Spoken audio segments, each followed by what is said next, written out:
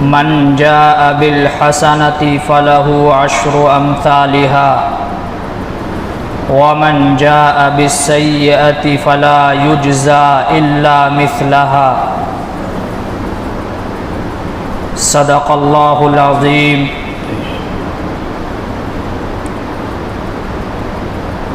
اے خالق کل آپ اپنی حکایت کا گواہ تو، کائنات کے ہر راز کے ساعت کا گواہ تو، آدم کو کیا نہ تیرے حکم پہ سجدہ، ابلیس کے بے دام حماقت کا گواہ تو، صالح سے سمود تھے تیرے ذکر پہ لڑتے، ناقہ کے دم حال وضاحت کا گواہ تو، ایک ہجر مسلسل میں وہ 40 برس تک یعقوب کی گریہ کی طوالت کا گواہ تو، بے جرم زلیخا کی لگی تہمت کے بہانے زندان میں یوسف کے حراست کا گواہ تو۔ میرے محترم بزرگوں اور دوستوں، آج کے اس پرفتن اور پرآشوب دور میں مسلمانوں کی اکثریت دین سے دور ہوتی چلی جا رہی ہے۔ چاروں طرف فتنہ فساد، قتل و غارت گری کا بازار گرم ہے، اور معاملہ یہاں تک پہنچ چکا ہے کہ اگر کسی آدمی کو اچھائی کا حکم کریں، برائی سے روکیں، تو وہ بڑی ڈھٹائی کے ساتھ اور بڑی جرأت کے ساتھ یہ بات کہہ دیتے ہیں کہ ہمیں تو بس یہ بتاؤ کہ اس کام کے کرنے میں کتنے کلو کا گناہ یا کتنے من کا گناہ ملے گا، بس ہمیں اتنا بتا دو۔ گویا کہ وہ دین کا مذاق اڑاتے ہیں۔ حضور اکرم صلی اللہ علیہ وسلم نے ارشاد فرمایا کہ اے لوگو، گناہ سے بچو، چاہے وہ گناہ چھوٹا ہو یا بڑا۔ یہ مت دیکھو کہ گناہ چھوٹا ہے یا بڑا، بس اگر وہ چیز گناہ ہے تو اس سے بچ جاؤ اور بچنے کی کوشش کرو۔ اور آپ علیہ السلام نے گناہ کی مثال اس طرح دی جیسے کوئی قافلہ ہو، اور وہ قافلہ کسی جنگل کے اندر پڑاؤ ڈالے، اور اس قافلے کا ہر شخص جنگل سے تھوڑی تھوڑی لکڑیاں اکٹھی کرے، جمع کرے ایک جگہ پر۔ ہر ایک شخص جب تھوڑی تھوڑی لکڑیاں ایک جگہ جمع کرے گا تو بہت ساری لکڑیاں جمع ہو جائیں گی، اور ان لکڑیوں سے پورے قافلے والوں کے لیے کھانا تیار ہو جائے گا۔ تو دیکھیے، تھوڑی تھوڑی لکڑی جمع کرنے کی وجہ سے مقصد میں کامیابی حاصل ہو جائے گا، پورے قافلے والوں کے لیے روٹیاں تیار ہو جائیں گی۔ اسی طرح چھوٹے چھوٹے گناہوں کی مثال ہے کہ انسان گناہ کرتا ہے چھوٹا سمجھ کر، لیکن کرتے کرتے یہ گناہ اتنی کثیر تعداد میں جمع ہو جاتی ہے کہ یہی گناہ انسان کی ہلاکت اور بربادی کا سبب بن جاتا ہے۔ اس لیے آپ نے فرمایا کہ اے لوگو، گناہوں سے بچو، یہ مت دیکھو کہ گناہ چھوٹا ہے یا بڑا۔ ایک صحابی نے حضور اکرم صلی اللہ علیہ وسلم سے دریافت کیا کہ اللہ کے نبی صلی اللہ علیہ وسلم، ہمیں یہ بتا دیجئے کہ گناہ کسے کہتے ہیں اور نیکی کسے کہتے ہیں؟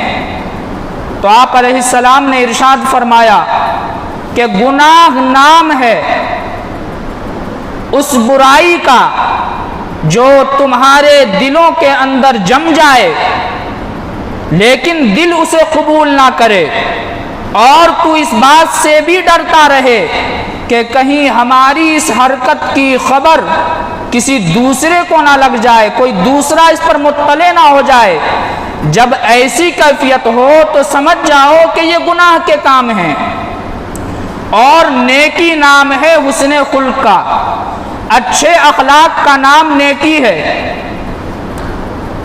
حاضرین گرامی، حضرت علامہ ابن قیم جوزی رحمۃ اللہ علیہ فرمایا کرتے تھے کہ اے دوست، یہ مت دیکھو کہ گناہ چھوٹا ہے یا بڑا، بلکہ یہ دیکھو کہ کس ذات کی نافرمانی کر رہے ہو، کس کے حکموں کو توڑا جا رہا ہے، بس یہ دیکھو۔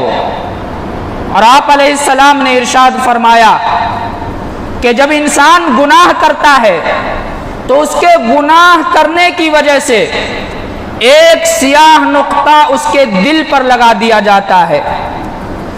اگر وہ توبہ کر لیتا ہے تو وہ نقطہ مٹا دیا جاتا ہے، ختم کر دیا جاتا ہے، لیکن اگر وہ توبہ نہیں کرتا، پھر دوسرا گناہ کر لیتا ہے، تو اللہ رب العزت پھر ایک سیاہ نقطہ اس کے دل پر لگا دیتے ہیں، یہاں تک کہ گناہ کرتے کرتے انسان کا پورا دل سیاہ ہو جاتا ہے۔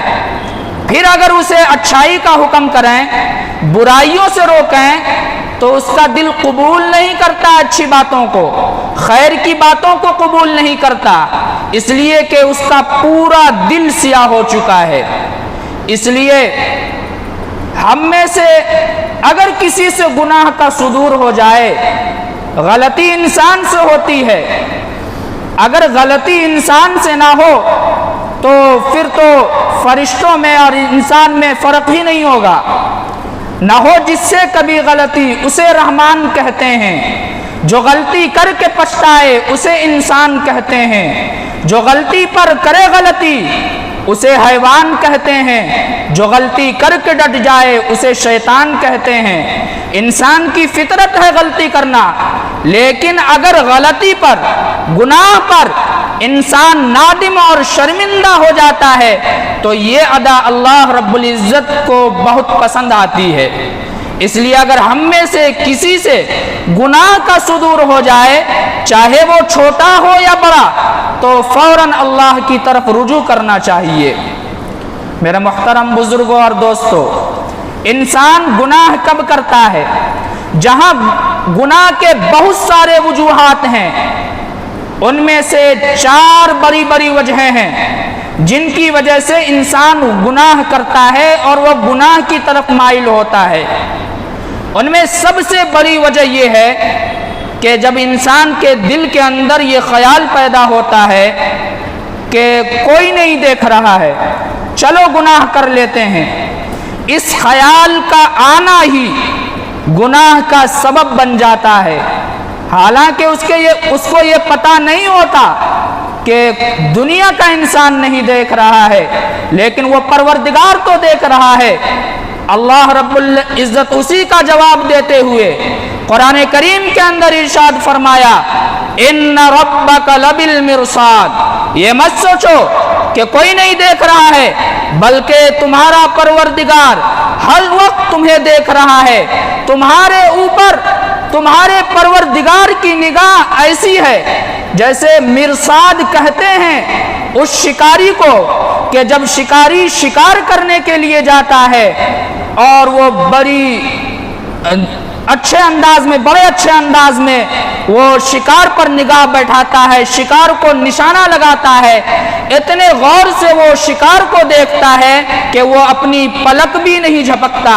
اس سے بھی کہیں بہتر انداز میں اور اس سے بھی زیادہ کڑی نگاہ اللہ رب العزت اپنے بندوں پر رکھے ہوا ہے۔ اس لیے انسان کے دل کے اندر جب بھی یہ خیال پیدا ہو کہ کوئی نہیں دیکھ رہا ہے، چلو گناہ کر لیتے ہیں، تو فوراً انسان کو ان ربک لبالمرصاد پر غور کرنا چاہیے، اس کے معنی اور مطالب کو اپنے سینوں کے اندر اتارنا چاہیے، تو انسان کسی بھی حد تک گناہ سے بچ سکتا ہے۔ دوسری وجہ کیا ہے گناہ کے؟ انسان کے دل کے اندر جب یہ خیال آتا ہے چلو گناہ کر لیتے ہیں، کسی کو پتہ نہیں چلے گا، جیسے کوئی آدمی خلوت میں، تنہائی میں کسی سے فون سے بات کرے اور دل کے اندر یہ خیال ہو اور یہ سمجھ لے کہ فون سے جو ہم دوسرے سے بات کر رہے ہیں اس کی اطلاع کسی کو نہیں لگ رہی ہے، کوئی ہماری اس حرکت سے باخبر نہیں ہے، یا کسی نے کسی کو چٹھی لکھا، خط لکھا، اور یہ تصور کر لے کہ ہم نے خط کے مضامین کیا لکھے ہیں، خط کے اندر کیا چیز لکھا ہے، یہ کسی کو پتہ نہیں، حالانکہ یہ اس کی غلط فہمی ہے۔ اللہ رب العزت اس کا بھی جواب دیتے ہوئے قرآن کریم کے اندر بڑے واضح انداز میں فرما دیا، یعلم خائنۃ الاعین وما تخفی الصدور، کہ لوگو یہ تصور مت کرو، یہ گمان مت کرو، یہ خیال مت کرو کہ تم جو یہ حرکت کر رہے ہو اس کی اطلاع کسی کو نہیں۔ یعلم خائنۃ الاعین، اللہ رب العزت تو وہ ہے جو تمہاری آنکھوں کی چوری کو بھی جانتا ہے کہ تم نے آنکھوں سے کیا اشارے کیے، اور یہ فلسفہ کام آنے والا نہیں ہے کہ آنکھوں میں اشارے ہو گئے، ہم تمہارے اور تم ہمارے ہو گئے۔ اللہ رب العزت تمہاری ہر حرکت سے باخبر ہے، اور آنکھ کے اشارے تو بہت دور کی بات ہے۔ یعلم خائنۃ الاعین وما تخفی الصدور، بلکہ تمہارا پروردگار تو وہ ہے جو تمہارے سینوں کے اندر، تمہارے دلوں کے اندر جو چیز پوشیدہ ہے، تمہارا پروردگار اس سے بھی باخبر ہے۔ اس لیے یہ تصور مت کرو کہ کوئی ہماری اس حرکت سے باخبر نہیں ہوگا، چلو گناہ کر لیتے ہیں۔ انسان کے دل کے اندر جب یہ خیال آئے تو فوراً اس آیت پر غور کرنا چاہیے کہ کوئی نہیں دیکھ رہا لیکن اس پروردگار تو دیکھ رہا ہے جس کے سامنے ہمیں کل حساب دینا ہے۔ ہمیں حساب انسانوں کے سامنے نہیں دینا بلکہ پروردگار کے سامنے کھڑا ہونا ہے۔ اس لیے گناہ انسانوں کے ڈر سے یہ مت سوچا کہ کوئی نہیں دیکھ رہا ہے تو چلو گناہ کر لیتے ہیں، بلکہ پروردگار کا خوف دلوں کے اندر ہونا چاہیے۔ جب یہ کیفیت پیدا ہو جائے گی تو انسان کسی بھی حد تک گناہ سے بچ سکتا ہے۔ تیسری وجہ کیا ہے گناہ کے؟ جب انسان کے دل میں یہ خیال آتا ہے اور یہ تصور آتا ہے کہ چلو گناہ کر لیتے ہیں، تنہائی ہے، اکیلا پن ہے، کوئی نہیں جان سکے گا، ہمارے ساتھ اس وقت کوئی بھی نہیں ہے، گناہ کر لیں گے کسی کو پتہ نہیں چلے گا، تو اللہ رب العزت اس کا بھی جواب دیتے ہوئے اپنے کلام میں فرمایا وَهُوَ مَعَكُمْ أَيْنَمَا كُنْتُمْ وَاللَّهُ بِمَا تَعْمَلُونَ بَصِيرٌ۔ کہ لوگو یہ تصور مت کرو، یہ گمان مت کرو کہ تم اکیلے ہو اور جو تم حرکت کر رہے ہو اس سے کوئی باخبر نہیں ہے، بلکہ یاد رکھو وَهُوَ مَعَكُمْ، اللہ ہمیشہ تمہارے ساتھ ہے۔ أَيْنَمَا كُنْتُمْ واللہ بما تعملون بصیر، جو تم حرکت کر رہے ہو اللہ رب العزت اسے دیکھ بھی رہا ہے اور جان بھی رہا ہے، ہمیشہ اللہ تمہارے ساتھ ہے۔ تم اگر دو ہو تو تیسرا اللہ ہے، تین ہو تو چوتھا اللہ ہے تمہارے ساتھ ہر وقت۔ اس لیے انسان کے ذہن کے اندر جب بھی یہ خیال آئے کہ تنہائی ہے، کوئی نہیں جان سکے گا، چلو گناہ کر لیتے ہیں، تو فوراً اس آیت کو پڑھنا چاہیے اور اللہ تبارک و تعالیٰ کی اس آیت پر غور کرنی چاہیے، تو انسان گناہ سے بچ سکتا ہے۔ چوتھی وجہ کیا ہے گناہ کے؟ انسان جب نڈر ہو جاتا ہے، بے باک ہو جاتا ہے، بے خوف ہو جاتا ہے، اور اس کے اندر شرم و حیا نام کی کوئی چیز باقی نہیں رہتی، گویا کہ وہ بے شرم اور بے حیا ہو جاتا ہے اور بڑی ڈھٹائی کے ساتھ گناہ کرتا ہے اور اس میں کسی چیز کی بھی وہ پرواہ نہیں کرتا، تو اللہ رب العزت اس کا بھی علاج قرآن کریم کے اندر بیان فرمایا اور کہا ان بطش ربک لشدید، دوسری جگہ فرمایا ان اخذہ علیم شدید، کہیں فرمایا انی اعذبہ عذابا لا اعذبہ احدا من العالمین۔ کہ لوگو یہ سمجھ کر گناہ مت کرو کہ تمہارا کوئی کچھ بگاڑ نہیں سکتا، اور جرأت کے ساتھ اور بڑی ڈھٹائی کے ساتھ اور بے غیرت ہو کر، بے شرم ہو کر گناہ مت کرو۔ یاد رکھو ان بطش ربک لشدید، تمہارے پروردگار کی پکڑ بڑی زبردست ہے، اگر وہ پکڑ کرنے پر آ جائے تو کوئی اس کی پکڑ سے بچ نہیں سکتا۔ انی اعذبہ عذابا لا اعذبہ احدا من العالمین، کہ وہ ایسی سزا دے گا تمہیں کہ ایسی سزا دنیا کے اندر کسی کو بھی نہیں دیا گیا۔ اس لیے انسان اگر اس آیت پر غور کر لے اور اس کے صحیح معنی اور مطالب کو اپنے دلوں کے اندر اتار لے تو انسان گناہ سے بچ سکتا ہے۔ میرے محترم بزرگوں، دوستو، اللہ رب العزت اس دنیا کے اندر آزمائش کے لیے بھیجا ہے ہمیں۔ خود قرآن کریم کے اندر اللہ رب العزت نے انسان کی تخلیق کا مقصد بالکل واضح کر دیا اور فرمایا وَمَا خَلَقْتُ الْجِنَّ وَالْإِنسَ إِلَّا لِيَعْبُدُونَ، کہ ہم نے انسانوں اور جناتوں کو صرف اور صرف اپنی عبادت کے لیے پیدا کیا ہے۔ لیکن انسان اس دنیا کے اندر آ کر اپنے اس خالق حقیقی کو فراموش کر دیتا ہے۔ یاد رکھیے، ہم سب کو ایک دن مرنا ہے، اس لیے ہمیں چاہیے کہ ہم گناہوں سے پرہیز کریں۔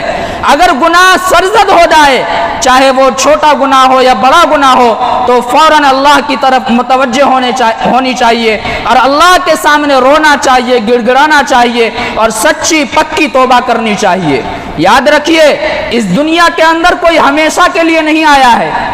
ہمیشگی کی زندگی تو آخرت کی زندگی ہے۔ دنیا کی زندگی آخرت کے مقابلے میں کچھ بھی نہیں ہے۔ یہ 60-65 سال کی زندگی، آخرت کی زندگی صرف ایک دن آخرت کا کان مقدارہ 50,000 سنہ، کہ آخرت کا صرف ایک دن جو ہوگا وہ 50,000 سال کے برابر ہوگا۔ اب آپ بتائیے، یہ 60-65 سال کی زندگی اور کہاں صرف ایک دن 50,000 سال کے برابر، اور یہ 60-65 سال کی زندگی میں بھی عام طور پہ تو یہی عمر ہو رہی ہے آج کل۔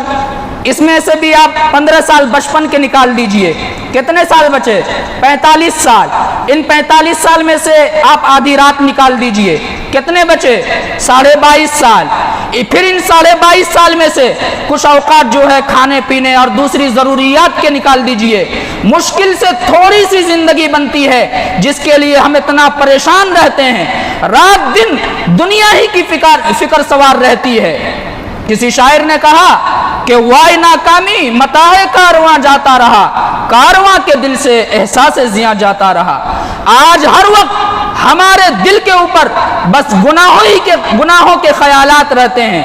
آج نماز، روزہ، حج اور زکوٰۃ میں ہمارا دل نہیں لگتا، تلاوت قرآن میں دل نہیں لگتا، گھنٹوں گھنٹہ واٹس ایپ، فیس بک، ٹک ٹاک، انسٹاگرام پر بیٹھے رہتے ہیں، لیکن گھنٹوں نکل جاتے ہیں، اس کا احساس بھی نہیں ہوتا۔ 10 منٹ کے لیے اگر کسی کو بول دیا جائے مسجد آئیں تو اس کو وقت نہیں ملتا کہ 10 منٹ کے لیے مسجد آ کر فرض ہی کم سے کم ادا کر لے۔ یہ حال ہمارا ہو گیا ہے۔ یہ سب جو ایسے کیفیت ہیں دل کے اور جو ایسے حالات ہیں، یہ صرف گناہوں کی وجہ سے ہیں۔ گناہ کرتے کرتے ہمارا دل سیاہ ہو چکا ہے، اچھائی اور بھلائی کی باتیں ہمارے دلوں پر اثر انداز نہیں ہوتی۔ یہ ایسا ہی ہوا جیسے کسی آدمی کو نزلہ یا زکام ہو جائے۔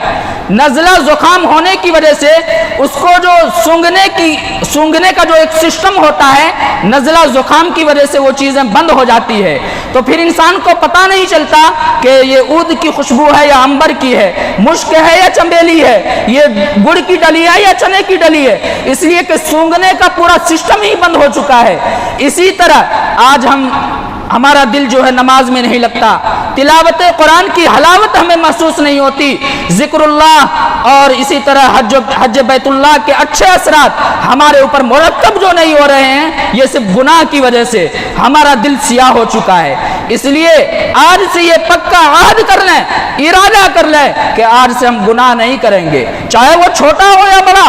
اگر گناہ ہو جائے تو فوراً اللہ رب العزت کی طرف متوجہ ہوں گے اور اللہ سے اپنے گناہوں کی معافی مانگیں گے۔ یاد رکھیے، انسان جب گناہ کرتا ہے، اس زبان سے اس دنیا کے اندر صفائی تو دے دے گا اپنی گناہ کی، لیکن اللہ رب العزت کے سامنے یہ زبانیں کام نہیں آئیں گی، یہ زبانیں اس دن خاموش ہو جائے گی۔ اللہ رب العزت انسان کے ہر گناہ پر 4 بڑے بڑے گواہ مقرر کر دیتے ہیں۔ سب سے پہلا گواہ تو انسان کے گناہوں کا یہ زمان ہے، مطلب یہ جگہ ہے، یہ زمین ہے جہاں پر انسان گناہ کرتا ہے، فوراً اللہ رب العزت اس زمین کو، اس جگہ کو گواہ بنا دیتے ہیں کہ اے زمین یاد رکھو فلاں بندے نے فلاں جگہ پر گناہ کیا۔ اس کو یاد رکھنا. اور قیامت کے دن یہی زمین اللہ رب العزت کے دربار میں عرض کرے گی اے پروردگار یقیناً تیرے کچھ بندے تو ایسے تھے جو راتوں کو اٹھ کر نمازیں پڑھا کرتے تھے, تلاوت کیا کرتے تھے, دوسرے اعمال صالحہ کرتے تھے, اور یقیناً تمہارے کچھ بندے ایسے بھی تھے اے پروردگار جو تیری بنائی ہوئی زمین پر بڑی ڈھٹائی کے ساتھ, بڑی جرأت کے ساتھ, بے غیرت ہو کر تیری بنائی ہوئی زمین پر گناہ کرتے تھے. یومئذ تحدث اخبارها بان ربک اوحی لها, اس دن زمین اپنی تمام خبریں اگل دے گی, اس لیے کہ اس کے پروردگار کا یہی حکم ہوگا. انسان جب گناہ کرتا ہے تو دوسرا گواہ اس دن اللہ رب العزت اعضاء اور جوارح کو رکھ دیں گے. جیسے ہی انسان گناہ کرتا ہے جسم کے جتنے اعضاء ہیں اللہ رب العزت ان تمام اعضاء کو اس گناہ پر گواہ بنا دیتے ہیں. اس دنیا کے اندر تو ہم اپنے گناہوں کی صفائی یہاں کی عدالتوں میں, یہاں کے پنچایتوں میں لوگوں کے سامنے اپنی زبان سے صفائی دے دیتے ہیں, لیکن یاد رکھیے اس دن یہ زبانیں بند ہو جائے گی, خاموش زبان ہو جائے گی, ہر جوڑ بدن کا بولے گا. اسی کو اللہ رب العزت نے اپنے کلام میں فرمایا الیوم نختم علی افواہہم وتکلمنا ایدیہم وتشہد ارجلہم بما کانوا یکسبون, کہ قیامت کے دن زبان پر تالا لگا دیا جائے گا اور جسم کے جتنے اعضاء اور جوارح ہیں اس کو اللہ رب العزت کی طرف سے حکم ہوگا کہ دو گواہی اس بندے کے خلاف کہ انہوں نے کہاں کہاں گناہ کیے تھے.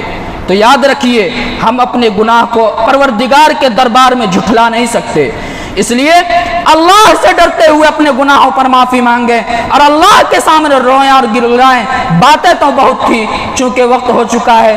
دعا کیجئے کہ اللہ رب العزت ہم سب کو کہنے اور سننے سے زیادہ عمل کرنے کی توفیق عطا فرمائے. وما علینا الا البلاغ.